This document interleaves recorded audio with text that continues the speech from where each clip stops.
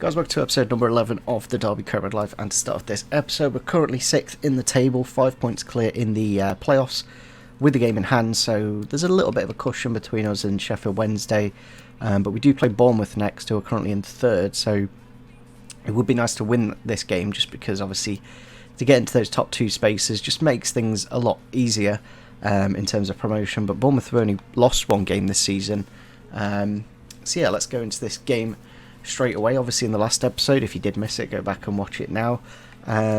We did make Liam Delap our permanent signing, so he is ours now, and there's no worry of him leaving for the next 5 years, so that'll be good just to develop him. Technically he's a 71 rated player, no, 69 rated player. I can't do maths, but yeah, he's a 69 rated player at the minute, so obviously Marritt's at 76, so very good indeed. So it's quite nice, this new system of having players with boosted stats, depending on their fitness, sharpness and morale, of course. So yeah, I think we're just going to go for this lineup for this game. I have put Waghorn on the bench. Doesn't have the most amount of fitness, but if we're in a good position, I might be tempted to bring him on just to get that fitness up. Obviously Rooney and Sibley both out injured at the minute. Just means obviously we just need a different attacking option.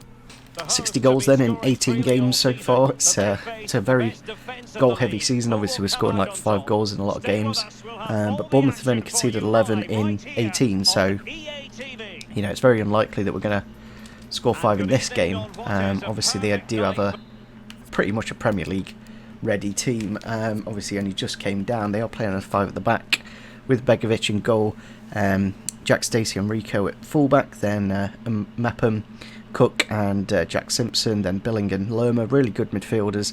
Be interested to see how Knight and Bird deal with them. And then David Brooks on the right, Josh King up front, and Groen, yeah, that guy on the left wing. I can't even be bothered to say his name. Dan Juma. We'll call him Dan Juma because that's the first half of his name, but the second half, not even going to bother trying to say. But yeah, we've actually had a bit of growth to Matt Clark, so that's good to see. He's gone to a 74 rated centre back with that +5 as well. It does technically mean he's a 79. So our back 3 is really, really good, and it's you know, other than Wisdom, who's 27, you know, he's still got 3 years in him. You know, this is a very young back 3. So it'll be interesting to see if at some point we can potentially replace Wisdom for somebody, but he is the captain for today's game. Obviously Marriott and Delap up front, we'll have to see how those two do together, and hopefully get the 3 points. It's technically his full team debut. Obviously we also made Matt Clark permanent. Chance to get a goal here with the chip shot, and he does make it 1-0 in the first 10 minutes. A really nice goal from Liam Delap, about his 10th now, maybe 11th this season. And yeah, I can't wait to see how he does in the next like few seasons in this career mode. If we can get him towards 85 rated, that'd be ridiculous. And yeah, really nice chip shot to beat Begovic. Chance here for Marriott. Can he get us a second goal in the game? He's won it off the defender. Now with the shot into the back of the net to make it 2-0 in the 73rd minute. Really important to get that second goal. Obviously with 15 minutes left, you don't want to concede a late one and lose the 3 points. Yeah, it's nice, this 3-5-2, because obviously it means we can get 2 strikers on the pitch, and we've got Waghorn on the pitch, and that is his 11th goal this season, and hopefully Waghorn will get a bit of fitness and maybe a bit of form. Then we go full time against Bournemouth, a 2-0 victory, and wasn't the most eventful game in the world, but it was quite a tight one. As you can see, there's only 3 highlights, one of them being a yellow card for Jack Marriott, and then the 2 goals that we did score, of course. So yeah, there wasn't much going on that game, but we got the 3 points, and that's what we need at the end of the day.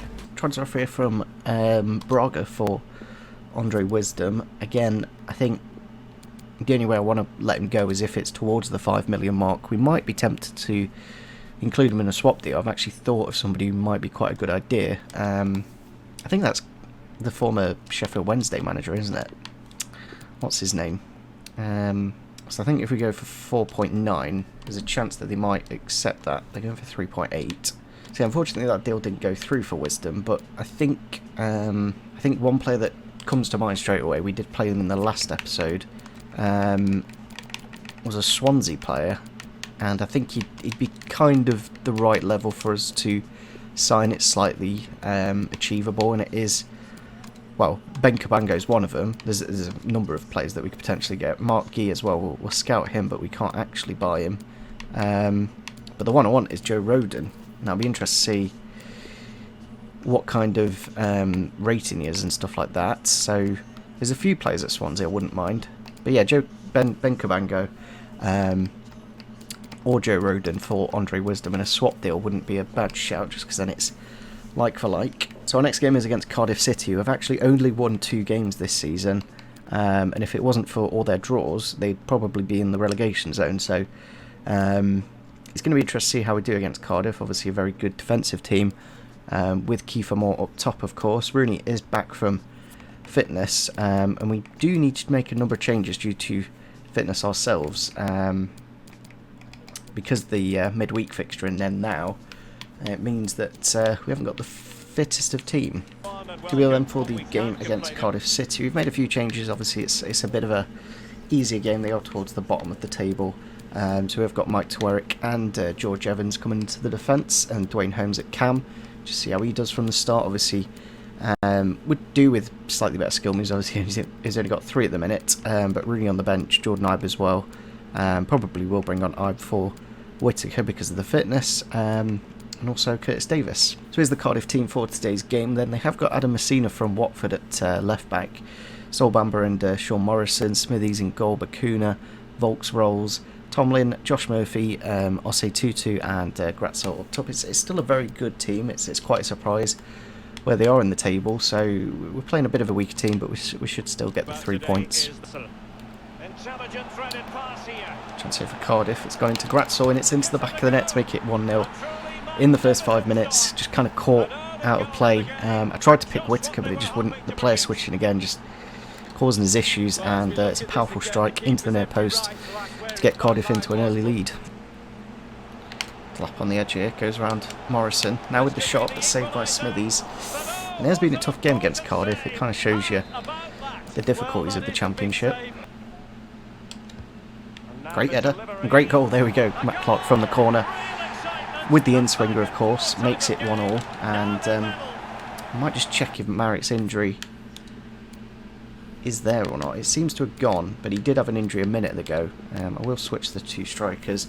Slight fitness issue, but we are getting towards half-time, so hopefully should be okay for the second half. But yeah, really good header from Matt Clark. Obviously, very good header of the ball, and pretty much a free man. Can't surprise Cardiff weren't better in the air. Ball out to Joswiak. We've got a number of players in the middle. Dinks it into the near post. Holmes with the volley. Saved by the keeper and cleared. Corner in. Blocked, and it's deflected into the back of the net. A little bit of a lucky goal from the new signing Messina. And yeah, corners are a funny thing because like most of the time nothing happens, but the time that something does happen, I think that's come off Matt Clark's bum. As you can see, he's just gone down and then it's just come off and then got into the back of the net. A bit of a comedic goal. But yeah, this Cardiff game being much tougher than I expected. And there's full time against Cardiff City. It just shows how crazy the Championship is. You know, we beat Bournemouth, but then Cardiff City, who are just above the relegation zone, really struggled against. Obviously, it wasn't the most first of teams. Like, we had to completely change the defence, and no Lawrence at the cam position. I think we missed quite a bit. Don't think Holmes is quite as good as Tom Lawrence. So I think one thing we do need to do in this episode is probably sign a couple of players to the starting team and start kind of getting them involved a little bit. Obviously we've got the FA Cup next month, so we'll probably try and include some of them there. But what probably the best thing to do is just to sign the best 2, because there's not really, we don't need a left back, that's for sure. Although we could convert him to a centre back. That's what I might just quickly do in here. If we go to position, how tall is he actually? He should be able to play centre back, but yeah, we'll convert him to a centre back. Yeah, he's 6'1". He'll do well there. And maybe a goalkeeper, because it's quite easy to get a goalkeeper in. And we do have a couple of decent goalkeepers, not amazing, but could always look to loan them out. So I think in terms of signings, you kind of have to make the best 2. So we'll promote similar to the first team and Tabucci. Hopefully that will tick off the objective of signing 2 youth players to the starting team. I think it counts, I'm guessing it counts the youth players as sign at least 3 players younger than 20, which is a bit odd. But yeah, so now we need to play 10 games with them this season at some point, which is literally bring them off the bench whenever needs be. So we are into the month of December now, so plenty of time to properly scout some players, and then we go into January. Obviously we'll make those signings, and yeah, it is a really packed month. Obviously game against Norwich now, but then we've got Sheffield Wednesday in the 3 days, then we've got Rotherham in 3 days, bit of a gap there, but then obviously New Year's Eve 27th and then the 30th, and then we'll probably have a FA Cup game probably on the 2nd, so hopefully we get a lower league team. It's always nice to get a lower league team in the first round just to get an easy way through, and to get some younger players playing. So Norwich City then, to finish off the episode, a really tough team. At least our team is fully fit for this game, so there shouldn't be too much of an issue, but I think we will put Rooney into the team.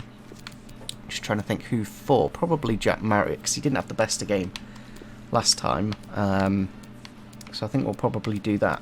He'll be then for the game against Norwich City, obviously the team that we did just beat in real life by 1-0 with Wayne Rooney. Of course, they have got a very good team. Tim Krul in goal, Quinty and Aarons at fullback. Ben Godfrey should technically be at Everton, but obviously because this database isn't fully up to date and not with the deadline day deals, it's one of those things. Obviously Grant Hanley, Rupp, Tribal, Hernandez, Campwell, Stiepermann and Timo Pukki up front. Obviously just bringing in Rooney for Marriott up front. Obviously it just means Marriott can come off the bench and use his pace late on. Once with a good turn, goes around the defender. It is technically fouled. Maybe could have done with the free kick, because then Rooney could have just whipped it in. Chance here in the box for Norwich in the first 15 minutes. Passing it around nicely. Now through for Pukki and into the back of the net to make it 1-0. As I said, they're just really good at passing that ball around. And you really can't get near them at all. And it's a great run from Pukki, to be fair. And yeah, it's not the start we're looking for. On to Rooney. Now into Delap. Can he go around the final defender with a bit of pace? Now cross to Rooney. Can he get the finish? No. Krul's there with a ridiculous save. Stiepermann running through here. Only Marshall to beat. Hits the post. Off the rebound. Like, why does it go straight back to him? Oh, this game. 2-0 to Norwich. 25th minute. Yeah, he kind of just ran through with a bit of pace, and it's just really lucky that it goes straight back to him for the second bite. And yeah, it's not looking too good. Like, after losing against Cardiff, and not looking too great in this one. Chance here for Rooney. Can he make it 2-1? Only Krul to beat, and he does, to make it 2-1. Really important goal to get us back into the game. Probably don't need to celebrate, but it's auto defaulted it. And yeah, it's been a tough game against Norwich, and I do like the challenge. Like, I don't want to be able to just win the league. Obviously we're only just in the playoffs, so I think we're about at the right level. Ball to Pukki, cross to Stiepermann, pulls it across the face of goal, and it is into the back of the net to make it 3-1. And yeah, it's just defensively, as you can see, they just pulled us apart. Wisdom just, I don't know, kind of switched off there and gave him an easy goal to make it 3-1. Pulls it across to Aarons with the shot and into the back of the net. It might be Quintia, actually, the fullback, to make it 4-1. It is Hernandez, sorry. And yeah, we've just not done that great defensively this game. Just back here into Ibe. Can he get us to make it 4-2? Yes, he can. As always, you've got to try and get the game back to 4-4, but we'll have to wait and see if we can do it. Chance here for Marriott. Got the pace. Can he pull it across the face of goal for Lawrence? Yes, he can. 4 minutes now. Stop celebrating. There we go. Cool. We've got 3 minutes to potentially equalise. Fortunately, we couldn't get the equaliser in the end, and it is a 4-3 loss. A little bit frustrating, but Norwich are such a good attacking team.